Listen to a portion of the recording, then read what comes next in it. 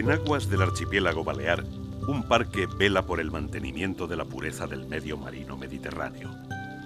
Es el único parque nacional español marítimo terrestre, un oasis subacuático, un mundo de esperanza para la flora y fauna mediterráneas.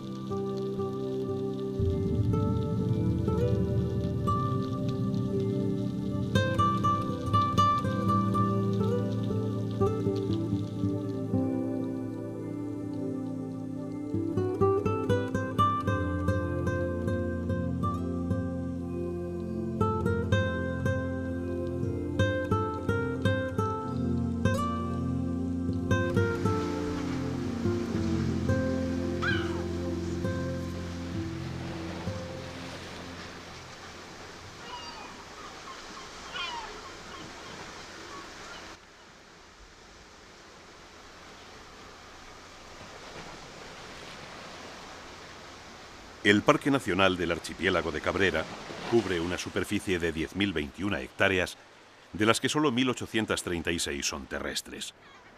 18 islas e islotes y su entorno marino protegen especies acuáticas y terrestres relacionadas íntimamente con el mar Mediterráneo. Las Islas Baleares tienen un clima suave en invierno y caluroso en verano. Hace 200 millones de años, las tierras hoy emergidas del archipiélago fueron parte del fondo marino del mar de Tetis. Desde entonces, han pasado por diferentes cambios geológicos. En el Oligoceno, hace 35 millones de años, se produjo el plegamiento que levantó las islas y el conjunto de la cordillera Bética. En el Mioceno, hace 5 millones de años, Europa y África se unieron por Gibraltar y el Mediterráneo se secó, quedando las islas como montañas. Y durante las glaciaciones cuaternarias, una vez recuperada la unión entre Atlántico y Mediterráneo, quedaron por fin en su situación actual.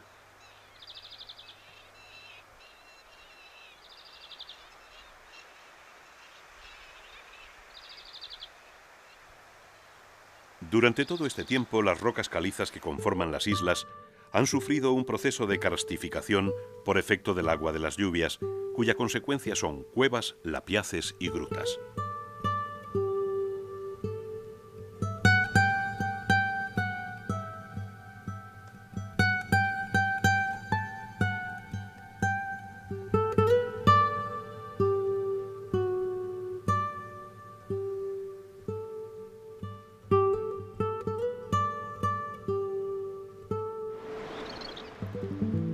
El trabajo de la erosión en la piedra caliza ha dado como resultado unas costas recortadas e irregulares donde se combinan acantilados inexpugnables con calas y pequeñas playas arenosas.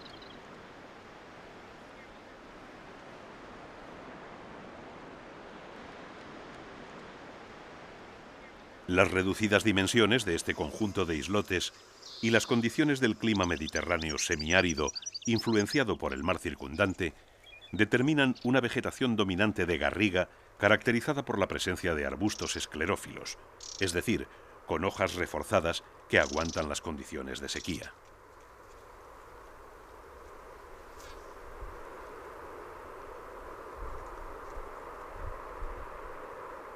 El aislamiento de las islas ha dado un número de especies endémicas muy elevado.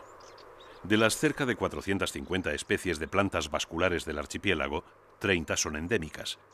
Y otro tanto sucede con los vertebrados terrestres, a excepción de las aves, que pueden comunicarse sin problemas con las tierras continentales.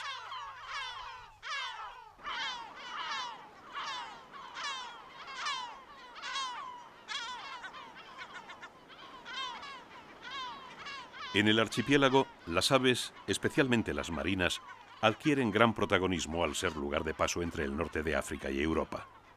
Unas 120 especies de aves migradoras utilizan el Parque Nacional en sus vuelos migratorios en uno u otro sentido, y de ellas muchas aprovechan las costas de Cabrera para sacar adelante su pollada anual.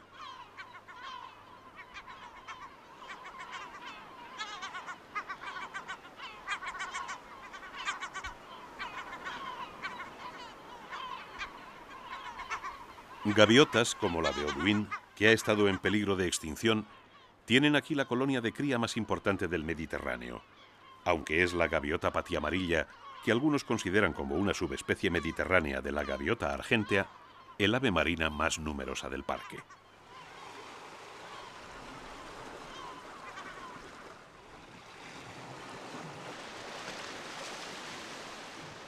Toda la naturaleza de Cabrera depende en mayor o menor medida de las limpias aguas del Mediterráneo que bañan los islotes.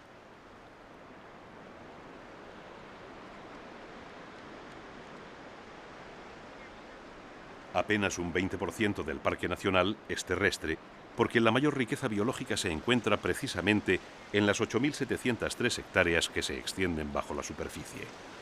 La puerta de un mundo silencioso, indiferente al progreso humano.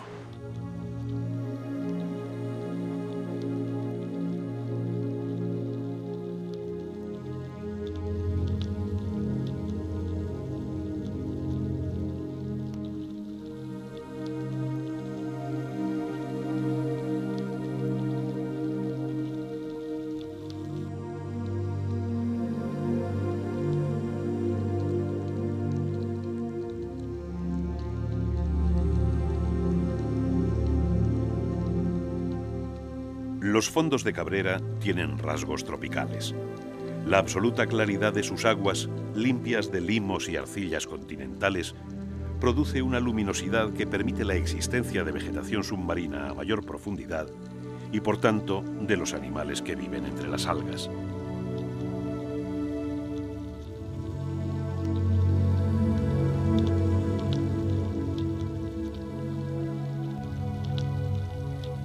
En la zona próxima a la superficie, la luz es muy intensa porque la columna de agua apenas filtra los rayos solares. Las rompientes producen una oxigenación muy fuerte del agua y oxígeno y luz hacen proliferar el plancton, las algas y consecuentemente las distintas especies de peces, en especial los herbívoros.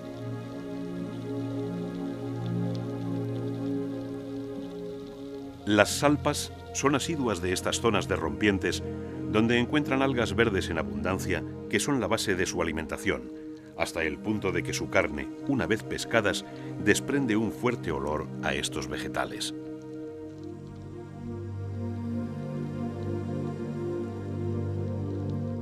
Las salpas siempre nadan en grupo, deambulando sobre las rocas mientras comen algas sin descanso, de forma similar a las manadas de herbívoros en las grandes praderas.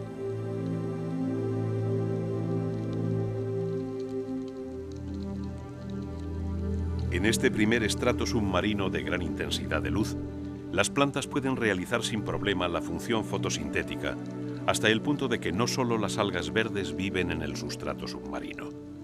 También hay una fanerógama que coloniza el sustrato arenoso desde las playas hasta los 45 metros de profundidad, la Posidonia.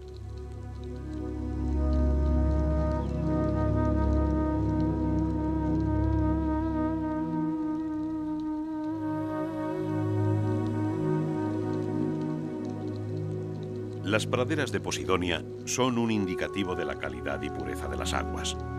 En el ecosistema submarino realizan un papel muy importante porque fijan los suelos arenosos, evitando la erosión de los mismos, y además tienen una producción de oxígeno altísima y son uno de los pilares básicos de la cadena trófica marina. Más de 60 especies viven sobre sus hojas de una manera epífita y son el escondite de las puestas de infinidad de invertebrados.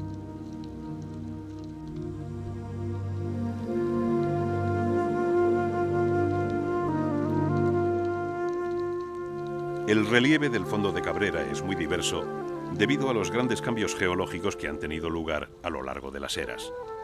Los mismos cambios que determinaron el relieve de las islas dieron una tipología irregular a los fondos y las corrientes y la luminosidad del área se combinaron con ellos, dando una diversidad de biotopos mayor a la de cualquier otro punto del Mediterráneo español.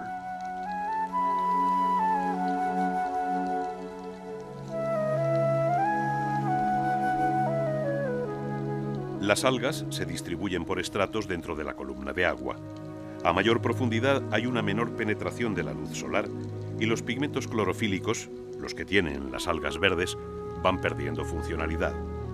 De esta forma, las algas verdes ocupan un primer estrato y son las algas rojas o rodopíceas las que les toman el relevo, armadas con ficoeritrina, un pigmento rojo especializado en captar la poca luz que llega a esas profundidades.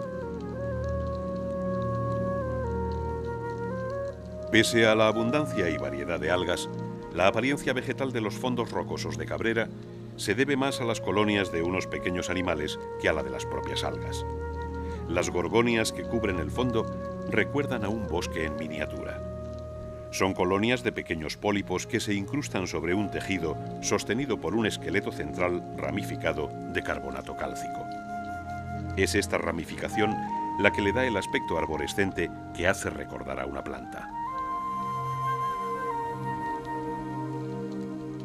Las gorgonias, corales y plumas de mar son muy numerosos en los fondos del parque.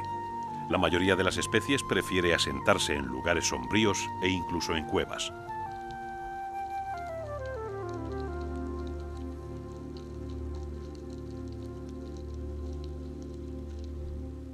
Se colocan en las paredes rocosas entre los 15 y los 100 metros de profundidad, donde los pólipos, armados de 8 tentáculos, se abren generalmente en sentido perpendicular a la dirección más frecuente del movimiento de las aguas, de forma que captan el mayor número de microorganismos de los que se alimentan. La gorgonia amarilla y la gorgonia violácea son dos de las especies más comunes. Los pólipos de ambas se alimentan abriendo sus tentáculos a la corriente, pero a diferencia de la roja, los pólipos de gorgonia amarilla no pueden ocultarse tras un esqueleto de espículas y aparecen visibles de forma permanente.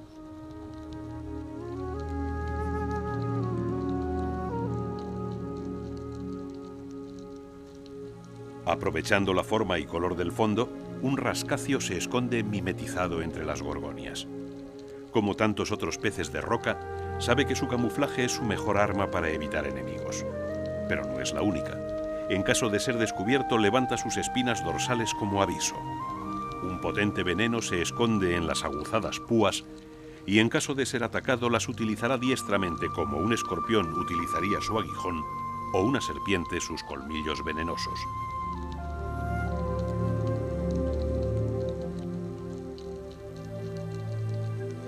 Más abajo, entre 30 y 40 metros, la visibilidad es más reducida. Grandes bloques de roca levantan el relieve del fondo formando infinitas cuevas y recovecos que sirven de refugio a las distintas especies de peces.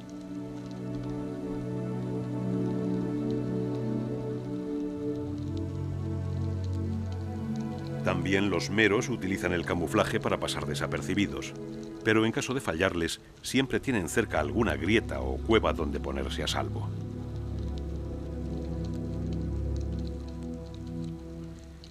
Este tipo de refugio es utilizado por la mayoría de los peces del fondo marino.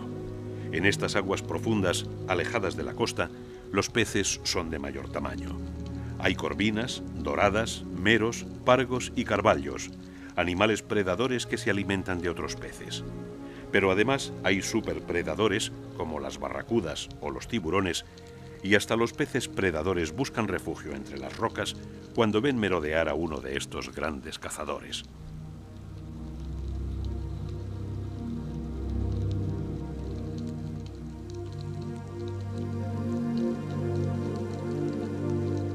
En aguas del archipiélago de Cabrera viven más de 200 especies de peces, desde los diminutos chanquetes de 5 centímetros hasta los escasos y gigantescos tiburones peregrinos que pueden llegar a medir 12 metros.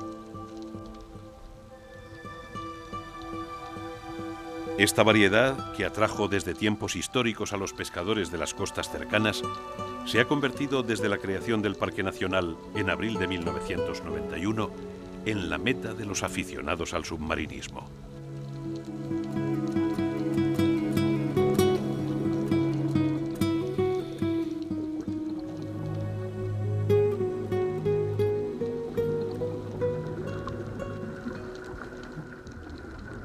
Hoy, el hombre que había ocupado el primer puesto entre los superpredadores del ecosistema, se ha convertido en mero observador.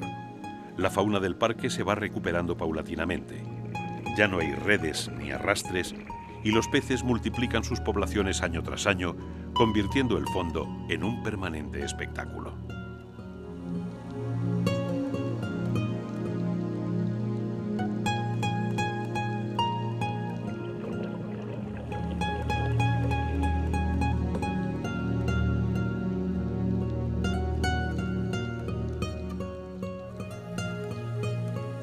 Han pasado ya casi 10 años desde que se prohibió la pesca con arpón dentro del parque.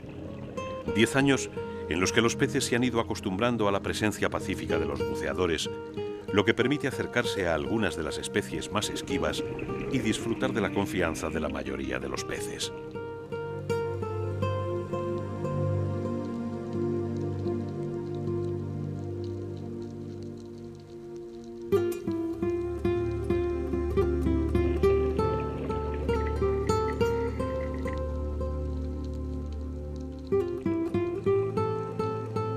La estructura caliza de los fondos de Cabrera da lugar, tal y como sucede en el exterior, a numerosas cuevas y galerías. Un laberinto de piedra se levanta a 30 metros de profundidad como una gigantesca escultura natural. Cuando se permitía la pesca en estas aguas, el interior de estas enormes cuevas era un santuario para peces e invertebrados. 10 años después, siguen acudiendo a la seguridad de las cuevas, por lo que son un buen lugar para poder observarlos. Entre las especies más perseguidas y codiciadas de estas aguas estaba el coral rojo. Las redes de arrastre diezmaron las poblaciones de estos animales, cuyo esqueleto colonial se utiliza en joyería. Como las redes mataban colonias enteras, impedían que se reprodujeran de nuevo. El problema del coral rojo se extiende por todo el Mediterráneo, por lo que cada vez es más escaso. Esto trae consigo un aumento de su precio en joyería y en un desastroso círculo sin fin, el precio incentiva a los pescadores furtivos a seguir con el expolio. En el interior de las cuevas, el coral rojo se mantuvo a salvo de las redes, pero hasta aquí llegaban los buzos que de forma ilegal acababan con las colonias. Por suerte, la protección del Parque Nacional se va dejando notar y tímidamente las colonias del precioso coral rojo van asomando sobre las rocas sombrías del interior de las cuevas.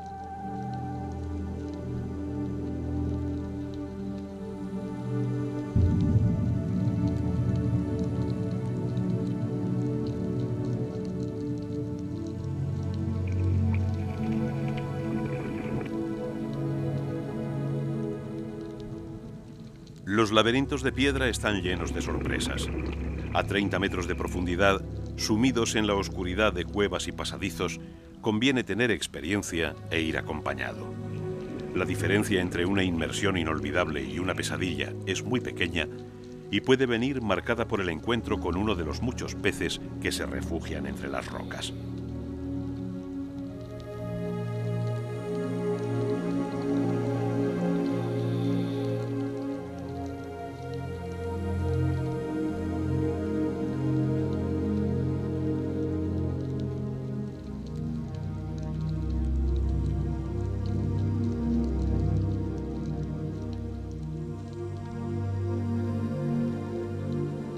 Los congrios son animales potencialmente peligrosos. Tras unos labios gruesos y carnosos, esconden una hilera frontal de largos y potentes incisivos y tras estos otra hilera de dientes cónicos más pequeños, pero muy afilados.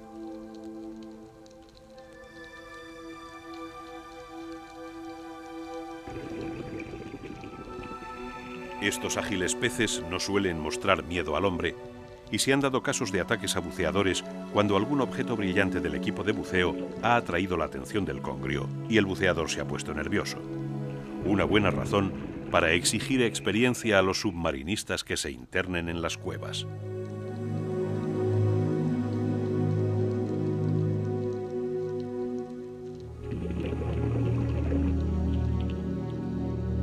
En las zonas donde los buceadores son frecuentes y no se permite la pesca submarina, los congrios se muestran tan confiados que se les puede llegar a dar de comer con la mano. pero con un animal que alcanza longitudes superiores a 2 metros y más de 50 kilos de peso, conviene extremar la prudencia y mantener alejada su cabeza de cualquier punto vulnerable.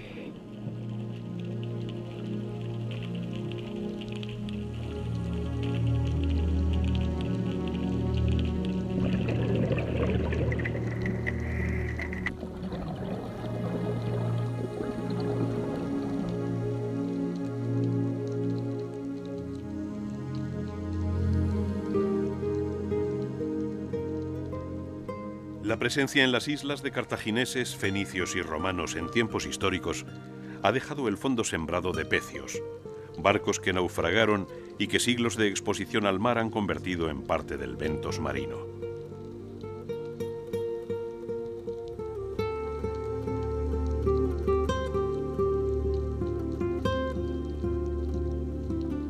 Los restos de los naufragios son el refugio de muchas de las especies de fondo que aprovechan los 1000 escondites que surgen entre el casco, la arboladura y los objetos de la antigua nave.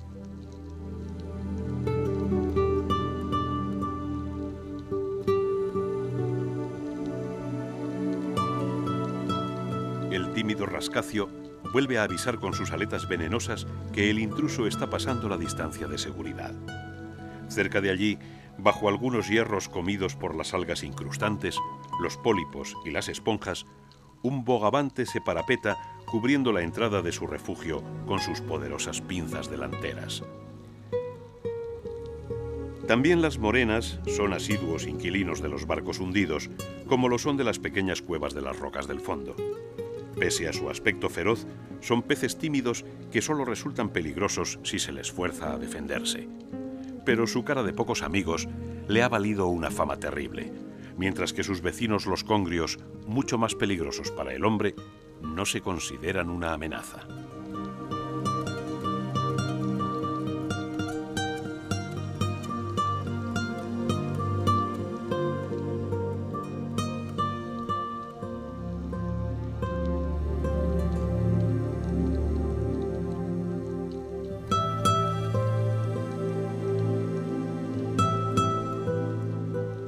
Por lo general, los congrios se esconden y descansan durante el día y salen de pesca durante la noche.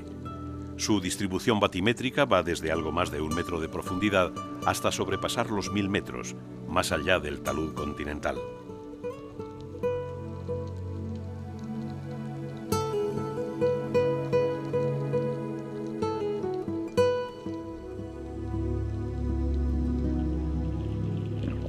La llegada de buceadores hace salir de su escondite a uno de ellos, que se acerca en busca de algún trozo de pescado de los que a veces les ofrecen los visitantes.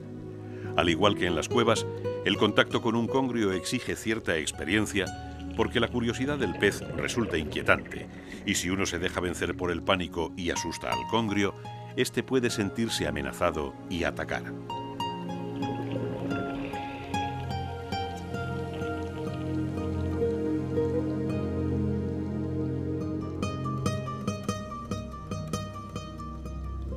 El curioso congrio huele el trozo de pescado que le ofrecen, pero antes de aceptarlo revisa concienzudamente al generoso visitante hasta estar seguro de que la enorme y torpe criatura de neopreno no resulta una amenaza.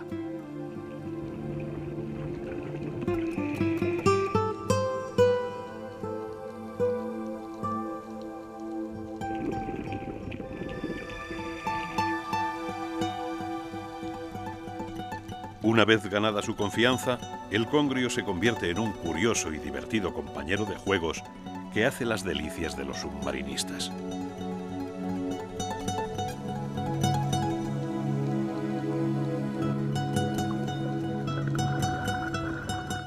Después de siglos de pesca ininterrumpida, han bastado 10 años de tregua con el fondo marino de Cabrera para que sus especies empiecen a confiar en los hombres. El Mediterráneo es un mar cerrado por 3 continentes, lo que lo hace más susceptible a la contaminación de sus aguas. El Parque Nacional del Archipiélago de Cabrera es una muestra de su potencial y belleza, pero también de la fragilidad de este ecosistema amenazado que precisa del esfuerzo común de todos los países ribereños para asegurarle un futuro.